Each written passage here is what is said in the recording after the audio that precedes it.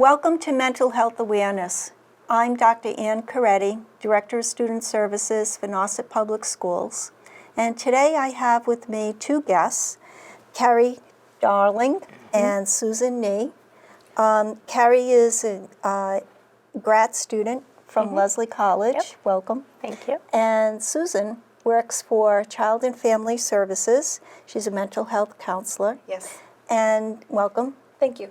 And today we're going to talk about loss in terms of death, divorce, loss in terms of functioning.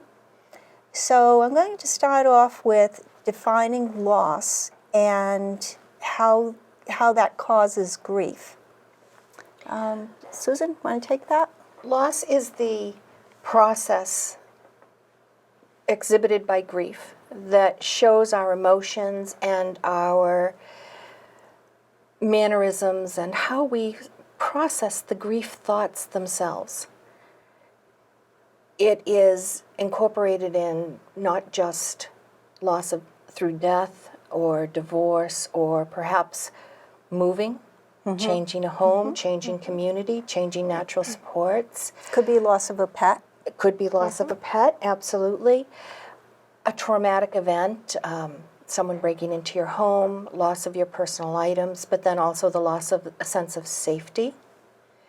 Any of that would be processed emotionally, physically, through your natural supports. You're looking for the help to reestablish some solid ground. And when you say supports, you mean through family, friends? Family, friends, community, church, your activities, the clubs you usually belong to, for students, school. Anyone who is there within your environment at all times that you don't have to go looking for professional help. We would not be your natural supports. We would be professional supports, which are also very reasonable to access. But the concept is to build and strengthen natural supports so that people can continue on with their daily lives. They don't necessarily get over it. That's a terrible expression in my opinion. But instead they learn to live with it. Yeah, they learn to live with it.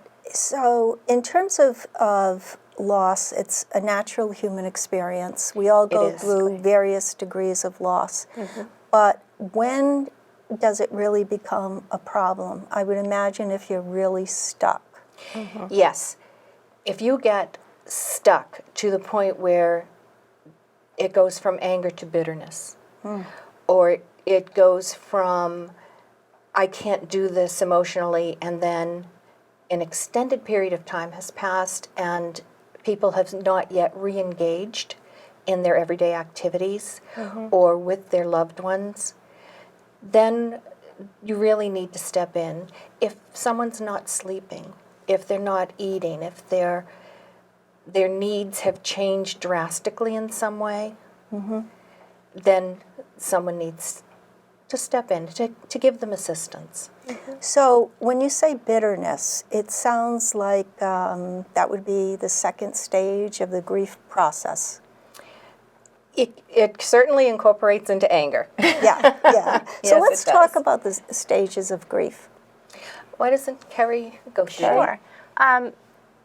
The first important thing to remember about the stages of grief is that they're fluid. So you don't go from one stage to the next necessarily. You may In a logical order. Exactly. You may move in and out of the stages, but there are 5 basic stages, the first being denial.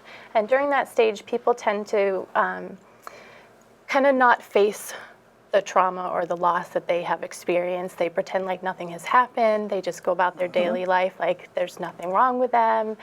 Usually other people might see it as a numbness that the person is exhibiting.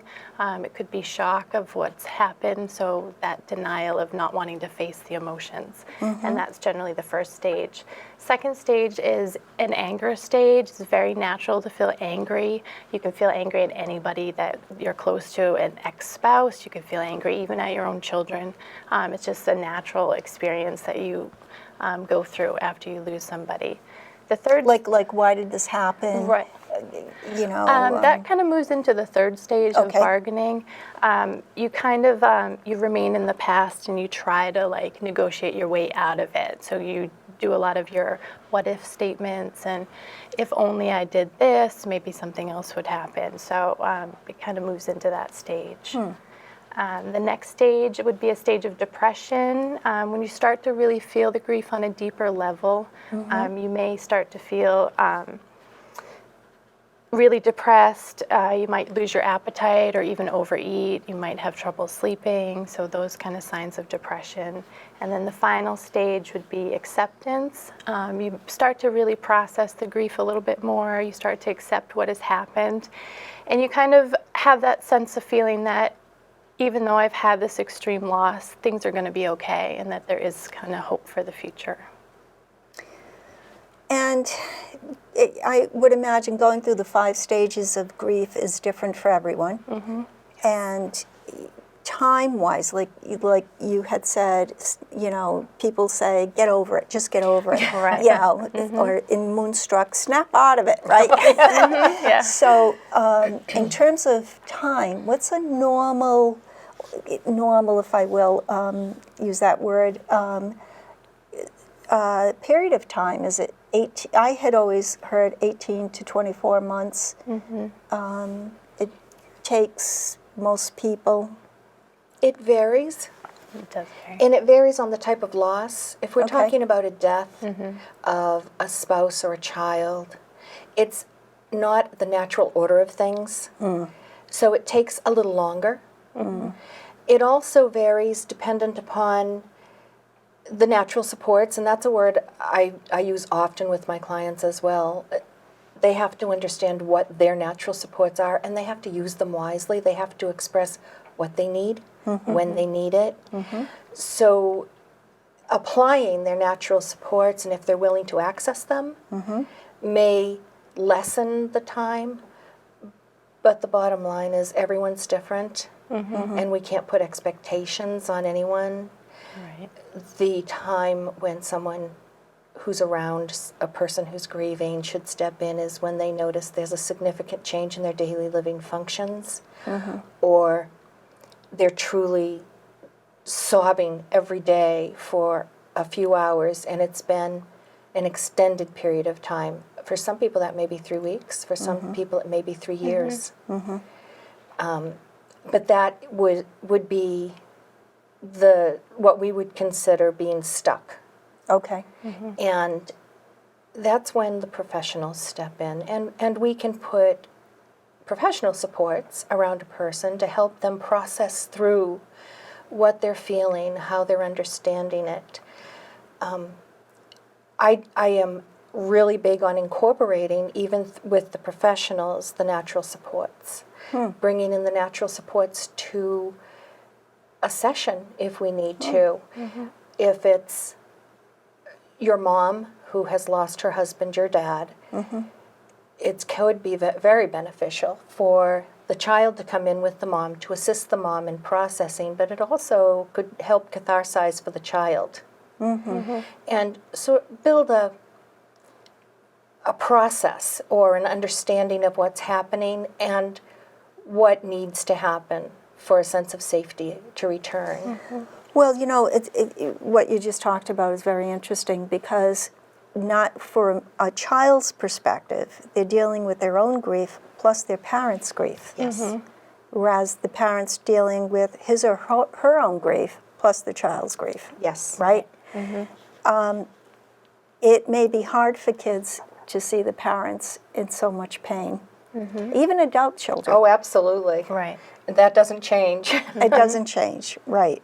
But I don't usually hear of the natural supports coming to a therapy session, which is an excellent idea. Sometimes it works, and Sometimes it doesn't. But yeah, that's an excellent strategy. I often hear people say it comes in waves, yes. Yeah. unexpectedly. Yep. It could, somebody could start crying in a grocery store. Right. And Yeah. They could glimpse a favorite food or see someone down the aisle that was a really Right. good friend of. Their favorite restaurant might come into play.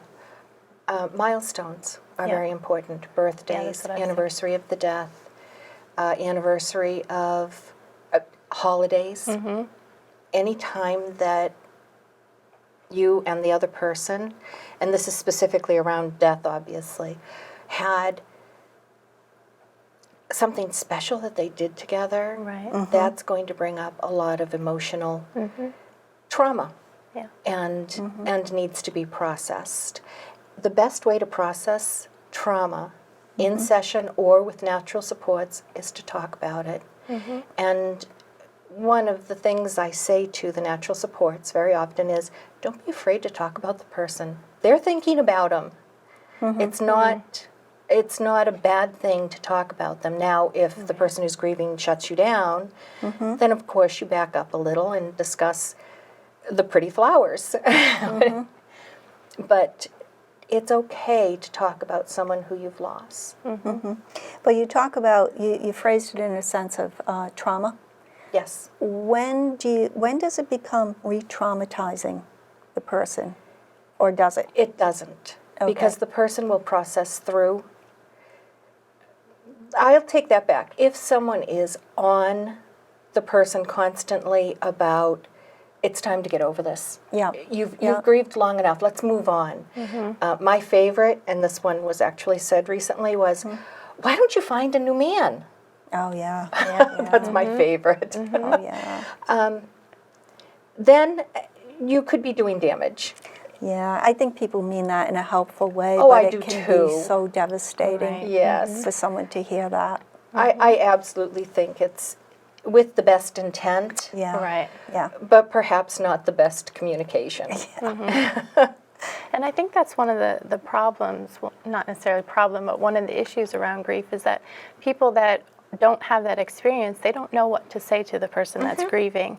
And they try to say something, and a lot of times it's taken the wrong way by the other person, which is understandable because what they're going through, the other person can't understand. So I just think that's really important to remember, that just being there for somebody that's grieving is enough. You don't have to say anything. Just being there for them is I important. think yes. I think people try to solve, Exactly. give them a Yes. solution to something when they're not ready Right. to hear Listen. that. Yep. Just listen. Just be there. Just comfort the person. And the same type of emotional outpouring can happen for a divorce, for both the spouses, but also for the children.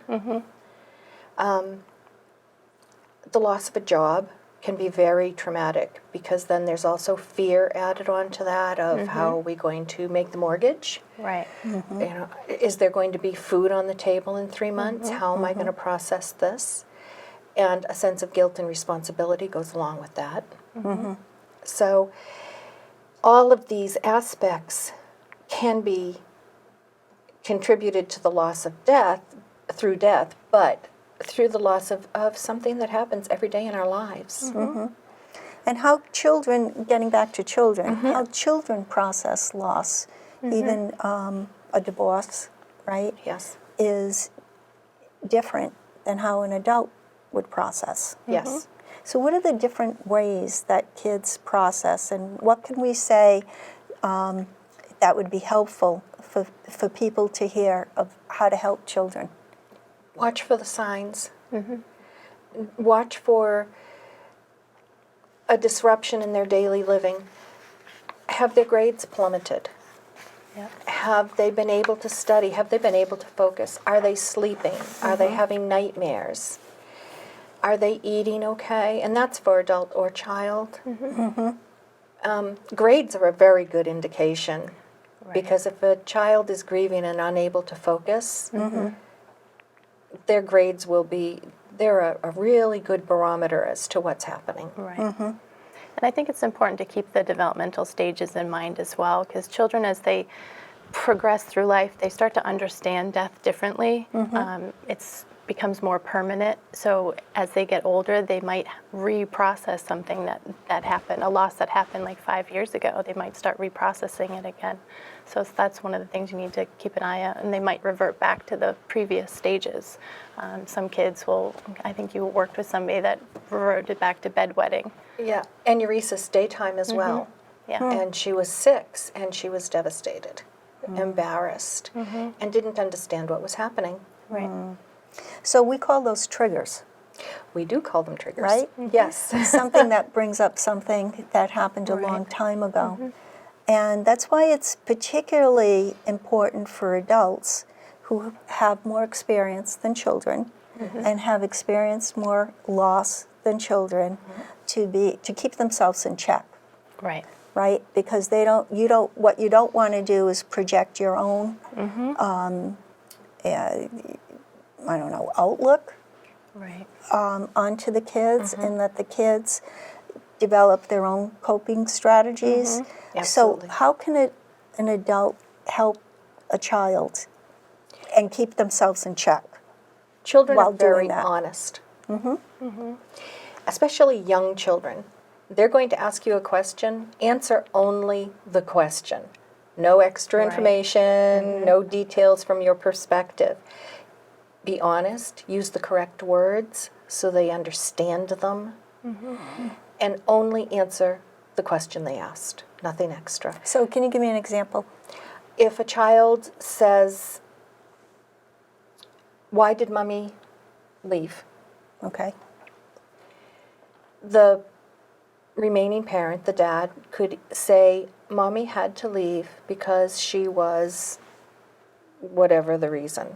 When you say leave, you mean leave or Through die? divorce Okay. or death. Okay. They're not going to say, "Why did Mommy die?" or why did you get divorced? They're going to put it in their own vocabulary. And as far as they're concerned, what happened was Mom walked out the door and didn't come back.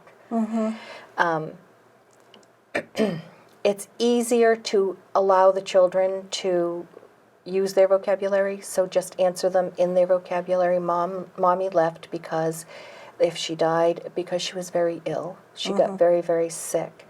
But it's not a sickness you can catch, if that's the truth. The child will come back maybe 3 or 4 months later, maybe 3 or 4 years later. What did Mommy have?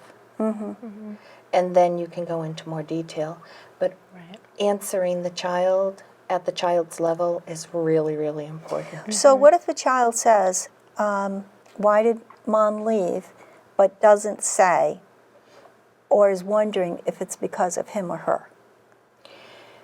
That's going to be told in their daily living very often. Okay. And I personally don't think it's a bad thing to say, "We're all sad as a group," or "We couldn't prevent this, we couldn't help it." And kids do say, "It's because of me." They'll say, "I was bad." Okay. So that's opening the door. Or I had one young person become very rigid in their behavior. Everything had to be perfect. The room had to be kept perfect.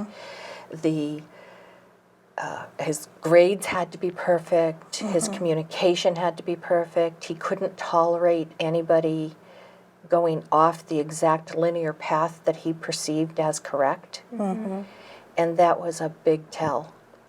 So reading their behaviors and their body language is also important. So it sounds like that child, it sounds like it could have been an unexpected event. Yes. And that child was trying to control the environment because there were things that child couldn't control. Right. And he was able to express through time that he didn't want to cause Daddy to leave. So just taking that one example, that could look like a child has obsessive compulsive disorder, when in fact, that's really not what's happening with that Right. child. It's a manifestation. OCD is part of anxiety, and it was an anxiety, but it was an anxiety of grief. Right. And it has to be processed through in his own time so he understands it. And bless his heart, you have to read the children, you have to watch the children. And the parents are very often the best monitor because they know what's normal, quote unquote, and that's not Right. a term I use. What's typical Typical. for that child? So they're able to say, there's just not something right. And then if you sit down with the parent and talk to them, they're able to express more and more what they're seeing that is concerning to them. And then you're able to put it into some sort of context for them. Did you want to add anything to that? That's pretty much what Yeah. your thoughts are too. Yeah. How do kids talk to each other? What would be helpful for kids to share with other kids? I mean, it's personal, right? Yeah. And I'm sure other kids want to be able to help, Yes. Right? Very often. support their friends. But sometimes it's hard because It is. they don't know what to do. Right. Allowing teenagers are different than younger children. Yeah. Younger children will go to school and say, my parents are getting divorced. And all the kids with divorced parents will come up to them and say, oh, whatever it is. One child was told, you'll get 2 bikes. That was the best thing. But they're also able to openly talk about how they felt and how awful it was, especially 9, 10, 11-year-olds. You know, this really stinks. Or so they're able to emotionally support one another without actually saying, oh, how can I help you? Yeah. There's somebody else that's feeling the same way I am. Right. And that camaraderie and familiarity and normalization helps the kids an awful lot.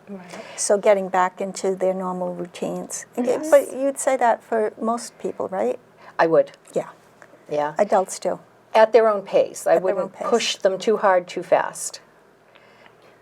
I just want to add, I think it's really important as well in schools for teachers to be aware of if a child is experiencing a loss at home as well, because my son, when his grandfather passed away, they had a moment in time where they got to write a story.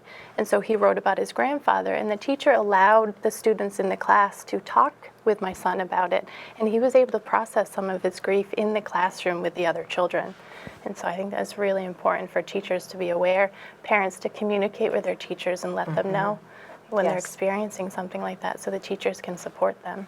Yeah, that's a good point because the teachers do want to support the Right. kids. Absolutely. But we want to do it respectfully and Exactly. thoughtfully and not put a child on the spot, certainly. Right. So, yes, thank you for that, to give us a call because Yeah. we're here to help, Exactly. right?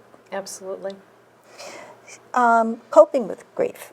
What kinds of ways that adults can help themselves cope? There are techniques that we introduce if someone is stuck. Okay. Getting out the photos that are thrown into the big box and put them into an album.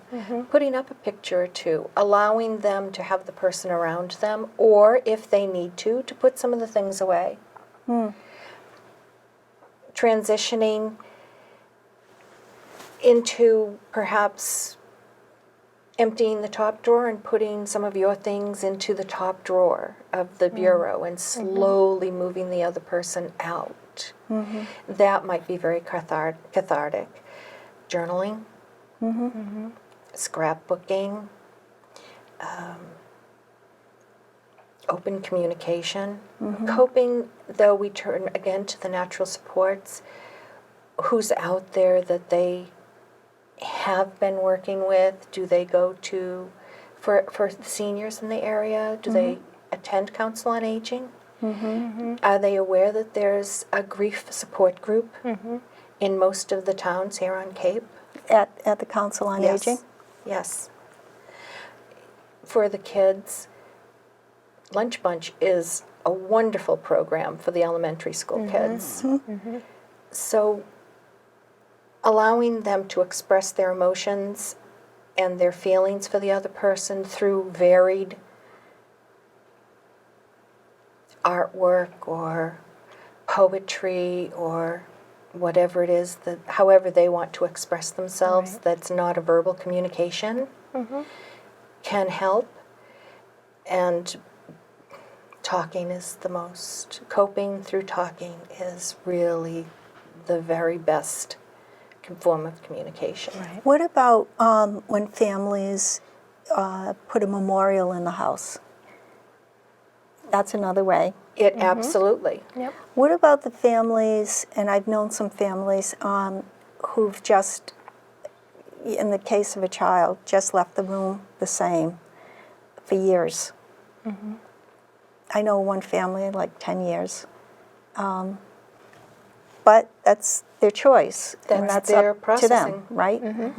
So you can't, if it's a relative, you know, you can maybe kind of see where they are, nudge them along, and do you want to donate these clothes or do you want to keep them? It's okay to bring up reminders, right? Yes, it is absolutely okay to bring up reminders, but be gentle. And if they want to keep the room that way for 10 years, that's their form of processing. Right. One of the ways that I have found, especially for teenagers and adults, to process grief is through service for others. If you're doing something for other people, especially if it's around what you're going through, then you're able to understand that what you're feeling is normalized. You're not the odd person out to still be thinking about these things or to have these feelings or to get angry with the person. Or perhaps it's giving service so that you feel of value again. And that's very important to how you process. And volunteering is what you're speaking Yes. of, in any form. Anything at all. It doesn't have to always be hospice, although hospice is really helpful. It could be a way of giving back to the Could be within community. the school. It could be at the soup kitchen. It could be sorting clothes at one of the thrift shops. We have a lot of service opportunities here on Cape, Yes, we do. and it really does make a difference. It heals. It gets that person out and giving back to the community and feeling good as contributing. And connecting with other people too, because isolation is such a big part of loss and grief, and being out there and connecting with others is so helpful. You know, I find that there are many families on the Cape that don't have extended family. Yes. And not that all families are supportive of each other, right? We know that. But it's important to reach out Yeah. It is. and call up your friend and say, can you come over, let's just have some coffee together, or let's go out, or do something. Absolutely. Yeah. And there, again, the community, the natural support of the community is important. We have an elderly population that are truly alone. And if they have a death, then there's a built-in community of the COA when they're ready to access it within each town. Community Council on Aging. Council on Aging. And people can find the Council on Aging going to the town websites. Yes, Or calling the absolutely. town if they don't have computers. Yes. Right. Town Yes. offices, right? Yes, and they're very productive. They have the support groups, but they also have things like book club. Or there's one, the Newcomers Club, and they go out Oh, to I like that. restaurants. That's nice. They go out to restaurants once a nice. month. There's also one. Is that on the Lower Cape? That's here in Eastham. Oh, it is? Yes. Okay. That's great. There's one that I don't remember the name of it. I apologize, but they might go to a museum, or they might go for a long hike if that's their choice. Right. So it gives them an opportunity to have someone to do something with, to participate with, something to look forward to and get ready for. Well, excellent suggestions. I mean, we're not islands. We're No. people meet people, as the Yes. song says, right? That's true. We're coming to a close. What is a takeaway? What would you like people who are listening to come away with? For me, I'd like people to realize that grief and loss and how we process it is an individual experience. And we have to recognize that in other people and allow them to process it in the way that they need to process it. So be patient, be supportive. Exactly. Don't always try to fix it, because you can't. Right. And it's okay to ask for help if you need it. It's okay to go see a professional and to sit down and talk to somebody. And to further that, help the person that's grieving become involved. Be Connection. there for them on their terms Okay. and with their interest at heart. Always respectful, always aware of their needs. But connect with them, reach out to them, help them reach out to others, and allow them to know that what they're feeling is normal, that they're not jumping off the deep end here, that they have a right to these feelings and this grief, and that they aren't there alone to have to deal with it all by themselves. There are plenty of people in the community that have a private practice that could support people who need some help. There's also Child and Family Service, of which you're from. Yes. Yep. Do you have a phone number you could share?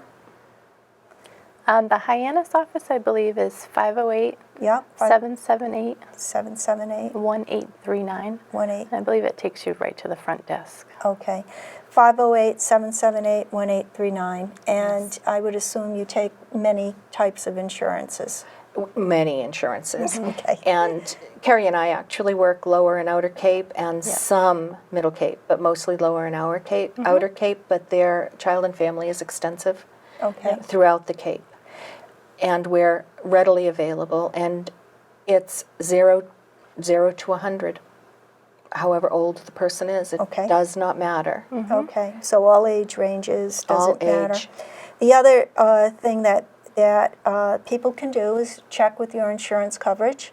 A lot of times they'll list providers and the addresses and the phone numbers, so you can always give them a call. But the most important thing is if you need help for your children or for yourself or for a friend, elderly, be there for them and try to get them connected. So, Carrie, Susan, thank you so much. I think we learned a tremendous amount, and thank you for coming in. Thanks Thank you for having Anna. us. You're welcome.